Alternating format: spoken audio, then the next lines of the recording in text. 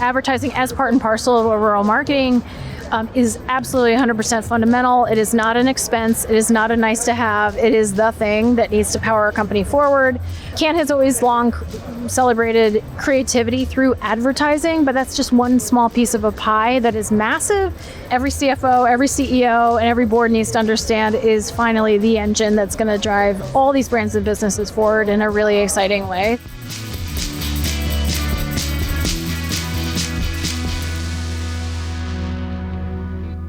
Welcome to Soul and Science Crashing Cannes, where we interview industry experts and we talk about big ideas, short interviews, and Mediterranean views. Today we're joined by Jenny Rooney, the Chief Brand and Community Officer for Adweek. Thank you so much for joining us. Thank you for having me. Okay, vibe for Cannes. How would you classify the vibe for Cannes in 3 words? So intense, overwhelming, and frenetic. I can expand on all. We would love that. Why did you say that? So those are my 3 words. So it feels like this year more than ever, there is just an overabundance of programming, overabundance of parties, convening opportunities. It's always been like that, but this year it feels like it's in hyperdrive. It just feels like the intensity level is at an all-time high, and I've been coming, I think this is my 13th year coming to Cannes, and I've never experienced it in such a accelerated fashion.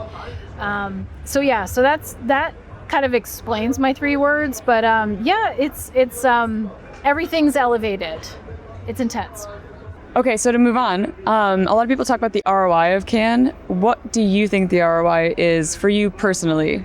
It's a really good question. I think for me personally, I get a lot of energy out of meeting new people and seeing old friends.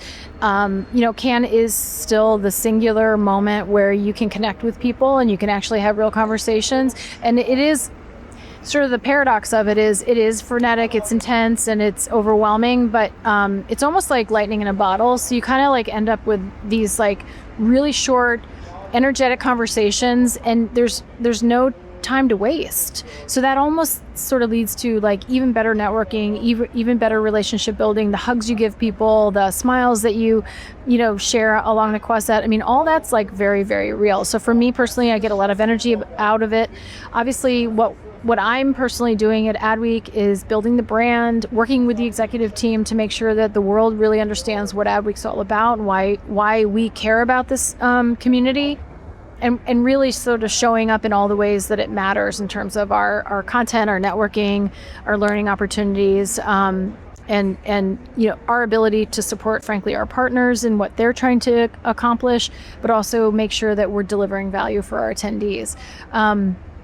So I think it's, a combination of things. Adweek House it's really sort of like we want this to be sort of your haven in Cannes. And as I mentioned, the frenetic energy and sort of the overwhelmingness, we want this to be a place where you can come and kind of just like let down for a minute and sort of regroup, but also you're going to get access to some incredible minds that we convene here so that you can kind of leave feeling like, oh wow, I learned something new. I'm going to take this back to my job, and that's part of the inspiration that we're trying to deliver day in, day out. So, and it seems like it's been a success because Adweek House is packed at 6 p.m. on a Monday. The panel was packed and the happy hour was packed, so it's still going well. Yeah, I mean, it's just fun, right? Everybody loves a good time, but everybody loves to see the right people and meet new people and hear about the topics that are most relevant to the industry right now. And so if we can kind of connect all those dots, then we hope that's delivering the value that we can be delivering. So yeah. You've told us a lot about what you're doing at Cannes, your vibe on Cannes. If you had to tell your grandma what you do for a job, how would you describe it? It is a complicated thing, right? Let me use the example of trying to tell my kids, because I think that's probably more so the audience that I'm right now in the moment trying to explain to. My kids are 17 and 19, and I don't think they truly understand it, but what I say is I work in the marketing and advertising industry, in the brand industry. But what I try to do is create communities for chief marketing officers, agency executives, and other people who work in this industry to create moments of opportunity for learning, connection, and growth. And, you hope that some of that gets through. So you're really responsible for the overall brand of Adweek, kind of marketing Adweek, and then building communities around Adweek, right? Both on the agency side and the CMO side, right?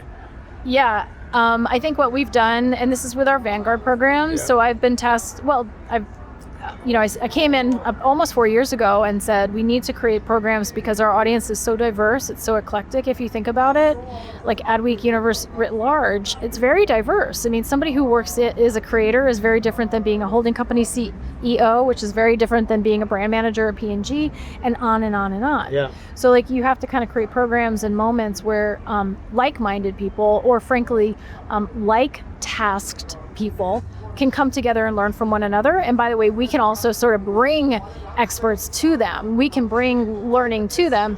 And so that's our Vanguard programs. And so we've done it for CMOs on the brand side with Marketing Vanguard. We've created it with for agency executives with Agencies Vanguard. And this week in Cannes, we're actually announcing the launch of Communications Vanguard for brand side chief communications officers. That's great. So you're creating all these sub-communities, starting with what you knew first, your first love, which was CMOs, and then moving into agencies, comms, and it could go anywhere, right? It could go anywhere. Yeah. Marketing is so broad now. So broad. I mean, I'm having conversations with folks who are saying, the music executive community is thirsty for it. Obviously sports marketing. I mean, it kind of goes on and on. I think we just have to be intentional about that, because just like anything else, and like any marketer would know, you don't want to dilute the thing you're building. You actually want to make sure it has meaning. And so I think we've been very intentional up to this point in what we're developing, but we're excited about the possibility, and we've built a brand that has legs. So love it. Speaking of, you can tell we're here live on the ground at Cannes because we have some nice background music playing. We had some sirens a few minutes ago. So just to talk more about the CMOs, I mean, you've made, I'm sure, friends with a lot of these people over the past, X amount of years, and you've interviewed them or met with them. Is there like a buzzword or a word that you just want to like ban from interviews or when you're talking to them? So many. I think authenticity is an overused term. I understand why people like to use the word authenticity. Human is becoming a word that is overused, and these things kind of like catch a groundswell, and it's off to the races. And obviously, the AI world that we're living in is sort of like actually pushing narrative around authenticity and human. So I understand where that's coming from.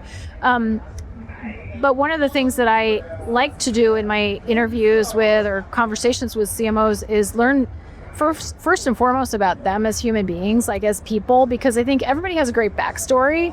So if you start there, you kind of disarm people and you get them to start with like, oh gosh, I don't have to like wear my hat for this conversation. I don't have to use marketing speak. I can actually just talk about the real ship, I'll say, and deal with and sort of kind of get to a more candid level.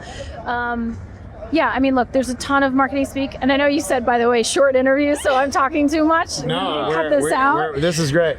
Listen, I'm an English literature and creative writing major, so like words do matter, and there is value to some of those buzzwords that I think a lot of people get sick and tired of hearing. But there is value to that, and like they are overused for a reason. I think it's marketing is continually trying to retell its own story. So finding new words for that is not the easiest thing, and it can be a challenge. But I think we're getting there, and I think it's exciting to see what's happening in this era of AI, because I actually think it's opening up a sort of an awareness to and an understanding about what authenticity really does mean. So I think that's a great answer. And having known you for a while now, I do think your people are real around you and you disarm people. And I think that's why Vanguard's going to do so well and is doing so well, is that is really a kind of Chatham House rule. Like what's said here is for the community. It's not because you think of Adweek as like getting a scoop sometimes or reporting. This is a very different take on the Adweek brand, actually. All right, question, best thing about your job and hardest thing about your job? Best thing about my job, and I take it for granted, but the extraordinary experiences that it has afforded me, the things that I've been able to experience, the people I've met, sports stars, celebrities, going to the Super Bowl, going to Davos for the first time. I mean, these are just like out of this. Cannes for 13 years. Cannes for 13 years. I mean, it's truly like beyond my wildest dreams in terms of what I thought my career would get me to. And you do have to stop and you have to say, you just have to kind of pinch yourself and say, I am very grateful for this life that I have had a chance to lead. The hardest thing is being away from my family, because at the end of the day, I'm a total family homebody. Like, I mean, I love my family. I love being with them. I hate getting on airplanes. I absolutely hate it. I detest it. I like being in new places, but I'd rather be home with my husband, kids, and dogs. So All right. You gotta psych yourself up, and then you do it. yeah. No, I love that, and I totally resonate with that. Okay, before we get into a lightning round, which is really fun, and we'll tell you in a minute, we love to both ask this question. So would you like a personal life mantra? It could be a quote or, yeah, okay, you're ready. I would have to think about it. I don't know what mine is, I know. Stop the camera. Yeah, I know. Hold on. It's okay. Yeah. I've had this since college, and it's work hard, play hard. And I had it on a Post-it all 4 years of college. One of my really best friends, and I'll give her a shout out, Christine Wilmson, who I've known since college. Shout and out. by the way, I have tremendous friendships that I built in college and still hold on to this day that really sustained me. I'm going to get choked up because they're going to see this at some point. I love that. But I remember Christine used to say to me in college, she's like, don't ever say no to a new experience. Anytime anybody asks you, do you want to go to this party? Do you want to go to this thing? Say yes. You don't have to stay forever, but like opportunities are gifts, you know what I mean? So I think it is hard, because I would argue that I'm technically an introvert, and I have to kind of put on my extrovert to be in this industry. But I say yes to a lot of things, and the work hard, play hard means when I'm working, I'm all in. I leave it all out there. But play hard is I'm home. I am the complete 180 of what I am when I'm working. I'm cozy. I like to be home. I like to just do very simple sort of basic things. I think a lot of people feel that way, but I just lean into it. So work hard, play hard. What a good friend. Love it. Where's that friend now? She's in St. Louis. Yeah. So shout out Christine and Amy and Kate and Maggie and Malia and the whole girl crew. And yeah. So anyway, if I missed anybody, Katie, who's in London. Katie, what's up? All right, we're gonna end with a lightning round. Do you want to explain the lightning round? Oh, lightning round? I mean, it's kind of what we just said. We're going to ask you quick things and just quick answers, but you were so quick with the mantra that I'm not worried about you at all. That's right. So we got 5 for you, all right? All right. We're gonna split them up. All right. The only thing harder than winning a lion is? Staying up past midnight at this point in my life. All right. AI will never replace. True human empathy and lived experience. If CMOs could only track one KPI from what you've heard in your conversations, what's the most important KPI? Feeling, how it makes you feel. Okay. Like maybe brand sentiment or?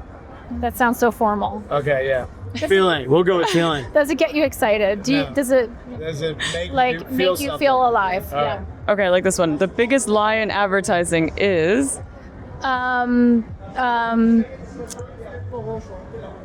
advertising is not a subset of marketing. In the end, advertising is but one component of marketing, which is just an incredibly complex, layered strategy of business within any organization. And the other one I'll say is that, advertising as part and parcel of overall marketing is absolutely 100% fundamental. It is not an expense. It is not a nice to have. It is the thing that needs to power a company forward.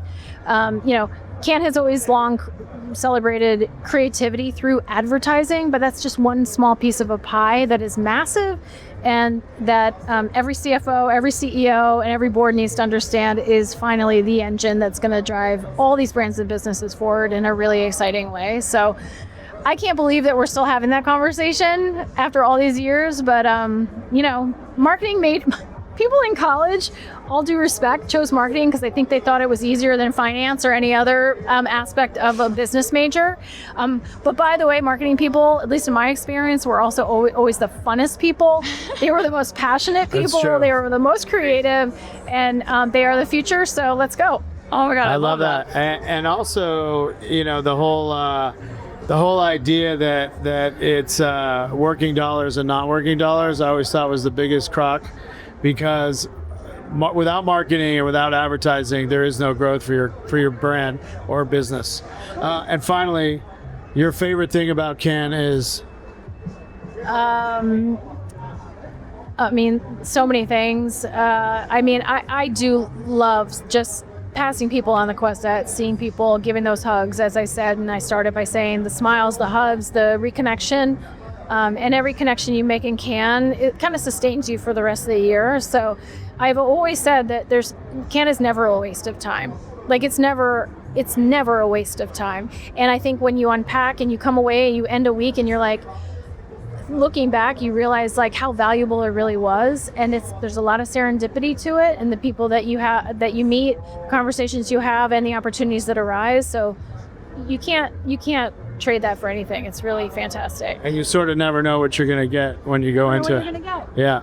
All right. This has been Soul and Science Crashing Cannes. I'm Jason Harris. I'm Lindsay Harris, and thank you so much for joining us and sharing your positive energy. And it was just really, really wonderful to chat with you. We're Jenny Rooney fans. Thank you both. This has been fun.